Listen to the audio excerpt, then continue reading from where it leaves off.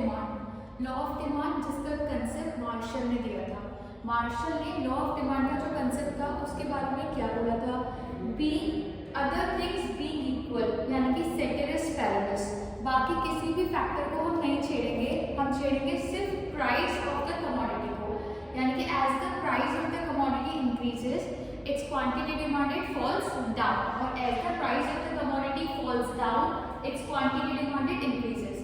That means law of demand state करता था that there is an inverse relationship between price and QD. अब इसी चीज को हम ग्राफिकली और टैबुलर प्रेजेंटेशन फॉर्म में सीखेंगे। तो जब हम इस चीज को ग्राफिकली रिप्रेजेंट करते हैं, मतलब इनवर्स रिलेशनशिप को बिटवीन प्राइस एंड क्यूडी के, तो हम उसको बोल देते हैं डिमांड कर्व, यानी कि demand curve it refers to the graphical representation which shows the inverse relationship between price and quantity demanded. For example, ये ग्राफ है, यहाँ हमने quantity demanded of oranges ली, यहाँ हमने price of oranges लिए।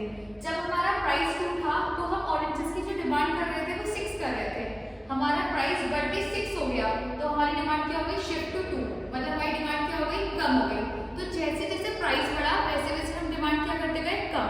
इसी चीज को इनवर्स रिलेशनशिप को जब हमने कर्व पे शो करा, डायग्राम पे शो करा, तो उसको नाम दे दिया डिमांड कर्व। अब इसी चीज को हम टेबल फॉर्म पे शो करेंगे। जब हम इसी को इनवर्स रिलेशनशिप प्राइस और क्यूडी का इनवर्स रिलेशनशिप टेबल फॉर्म पे शो करेंगे तो वो क्या हो जाएगा, डिमांड स्केड्यूल।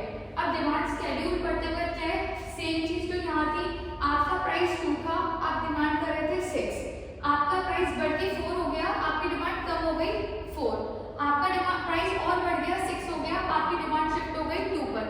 फिर मतलब प्राइस बढ़ता गया और हमारी डिमांड जो है, क्वांटिटी डिमांड ऑफ ऑरेंज जो है वो शिफ्ट होती गई नीचे।